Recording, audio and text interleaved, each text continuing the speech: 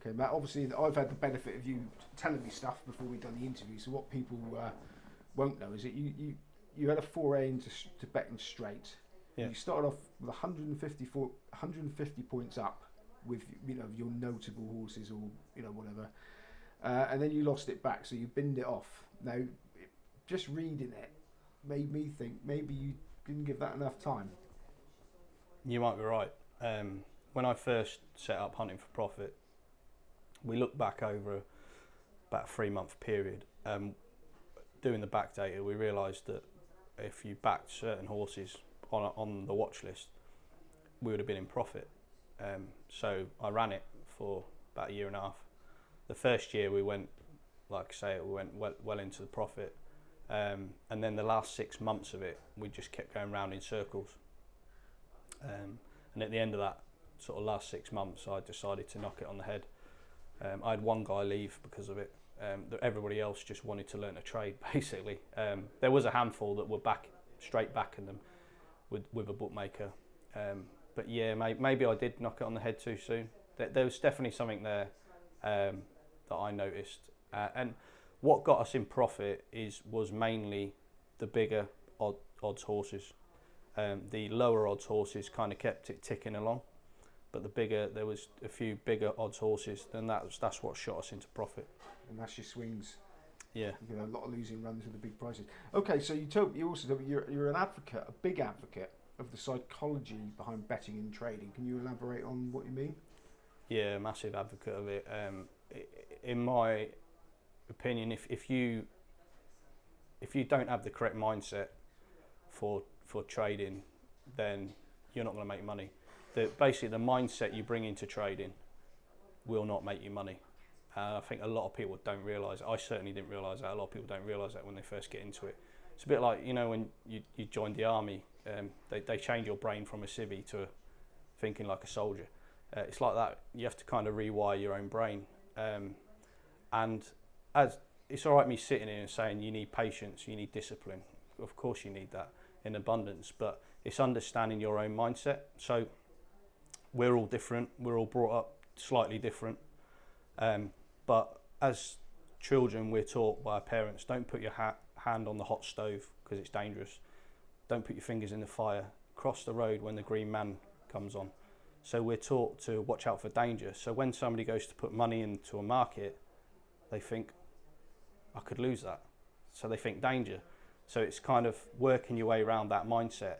And also your mindset, it's not just your mindset from from history, it's also your mindset towards money as well. And a lot of people are driven towards greed. And like I say, it's that same, going back to that focus on money all the time. For example, when I first joined the army, I joined the regiment, the lad said to me, you need to get a credit card. And I said, why? I said, because we're going to Canada and you're going to run out of wages. So I went and got a credit card and we went to Canada and we drank loads of beer and spent all my wages and I filled up my credit card. So I came back to England, I was in debt, and then I went and bought a car on tick, and then I got another loan and I got another credit card. So I learnt in my early adult life how to blow money up the wall. So I then got into trading and I couldn't understand why I was throwing money away into the market, and it's because my whole attitude towards money absolutely stunk. I didn't respect the money, so you have to learn to respect every penny. So I'd strongly believe if your personal finances are good, then probably your betting finances will be good. And if they're not good, that's something you need to work on. Everybody has a strength and a weakness, and that was a big weakness of mine. So working on the mental side aspect of it and understanding how you think in the market, looking in the mirror and talking to yourself and saying, look, this is my weakness, this is what I need to work on. I'm a massive advocate of it. It's massively important. Okay, and the trading jigsaw, tell us about that. So what I mean by that is basically you need the two major parts of trading. I call it the trading jigsaw. Is you need an edge. If you don't understand how to read the market, then you're going to be a rabbit in headlights. You're not going to understand what's going on, why the odds are moving here or there. You need an edge within that market. So when that edge comes along, to hit the market and with confidence, because you understand how to read the market. So that's one part of the jigsaw. The other part of the major part of the jigsaw, is your mindset, how you're thinking, being able to control your emotions without getting too deep into it. But controlling your emotions is massively important, especially for an in-running trader, because it's fast and it's quick. For example, a few years ago when Richard Johnson won on Native River at Cheltenham Gold Cup, I was saying all season I think this horse is a good thing for the Gold Cup, and obviously I'm not always right, but on this particular day I was, and I'd had a bet earlier in the season, and about 2-3 fences out, I'm in a trade. I'm sat at home, I'm in a trade, and my emotions started getting the better of me, because I've started to punch the air, because I'm going, come on Dickie, and I cut the trade off because I knew my emotions were getting involved in the race. Normally my emotions don't get involved in the race. I'm totally in check of how I'm feeling in that moment, and this is why I don't focus on winning and losing.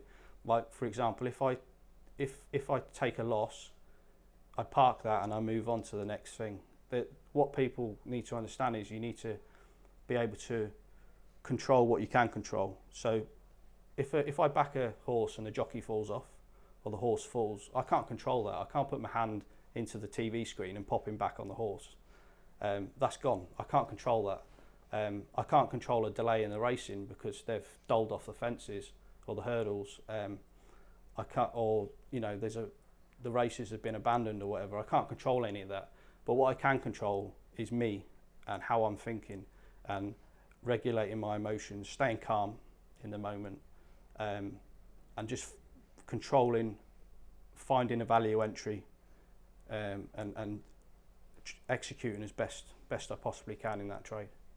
Okay, you mentioned that you think too many people are looking for a get-rich-quick scheme, yeah, and are not prepared to go through the heartache. Well, I suppose most people probably would rather not go through the heartache. Yeah. I mean, can, to a certain extent, that heartache be? Can you teach the avoidance of that heartache, or is that something that you've just got to? You do have to go through a lot of it yourself, but I like to think that the advice that I've given to people, it kind of gives them a fast track. I say a fast track in loose words because you still have to. It's like I said, it's a skill trading, so you have to learn to. You have to go through lots and lots of markets yourself. I have helped some people get it straight away, but the people that have got it straight away are people that have learnt to make money trading other sports, so they've already got that mindset. So if you come into it brand new, you don't have a clue about racing, and you've never traded before, it's going to take you. It's likely to take you a lot longer to crack it. Could take you months to crack it, than somebody that's knowledgeable about racing, but understands how to take that knowledge and put it into the market. So yeah, I'd like to think that my help and advice does speed things up quickly for people.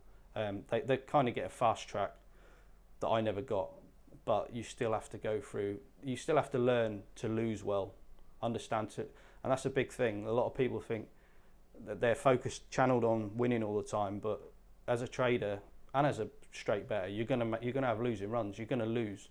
Every in-running trader on this planet has a losing trade, and if they say they don't, they're lying. Every one of us has a losing trade at some point.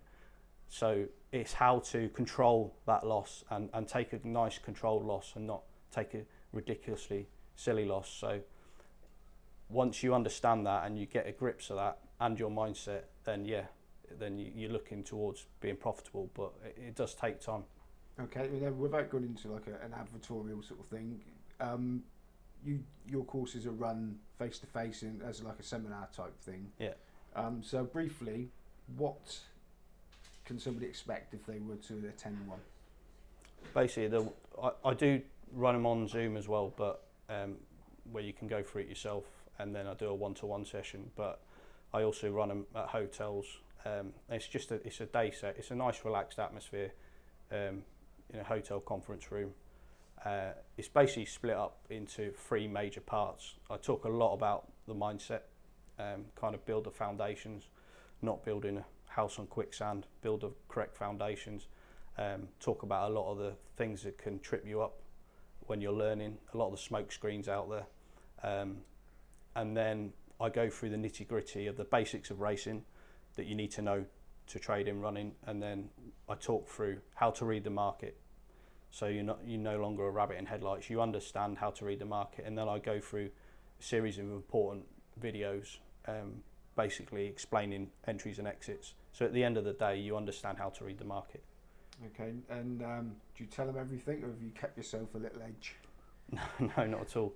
No, I give everything, absolutely everything. I know how difficult it is to crack it, so no, they get absolutely everything from me, and they get one-to-one help if they need online afterwards. I run the group online as like an aftercare thing. I'm in there daily. I publish my watch list to them every single day. So they don't have to do the hard work then. You can just, no. they just know what. Yeah. Some of them do. Some of them do watch some racing back. I think it's a good thing to do, to watch some racing back and just. I realise that horse jumps left. He's going right-handed today. That's not going to be good for him. Just watch the racing back. If he's fitted with some headgear, that might alter it. Stuff like that. But yeah, no, I do all the legwork for them. Write the watch lists. So a lot of them, some of them do their due diligence, like I say, but some of them just rock up, trade, and then go. So yeah. Does this just go on forever? The backup, or is it like a? Yeah, as long as they want to stay. As long as people want to stay in a group, that it's there. I enjoy it because it's quite a lonely existence, really, being a trader. You know, I've got used to it now, but you know, I'm at home all the time. I'm sat in my office on my own, so it's nice to talk to other people. It's nice to explain.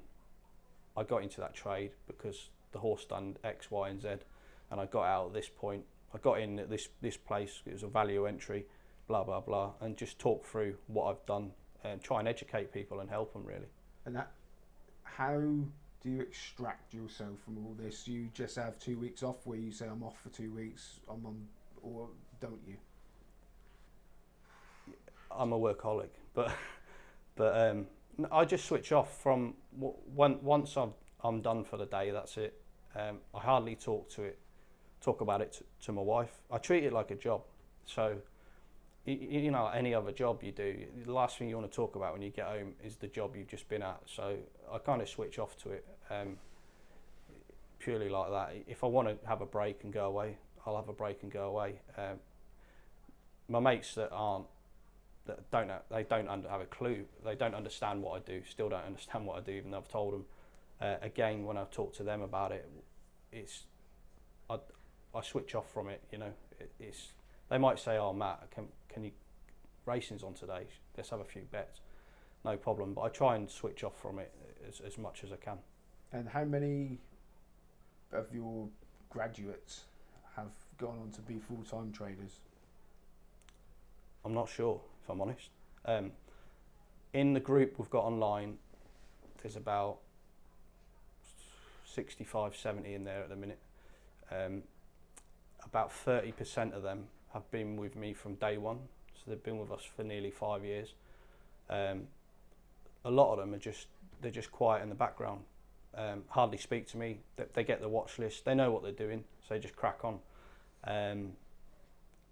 The ones that are vocal, there's a handful that I say they've gone on to do full time. Some of them have got other work that they do, so they might have a job on the side, so they trade. So they've got another income stream, if you like, so they trade part time as well. But yeah, I couldn't give you an exact number, but there's a few of them.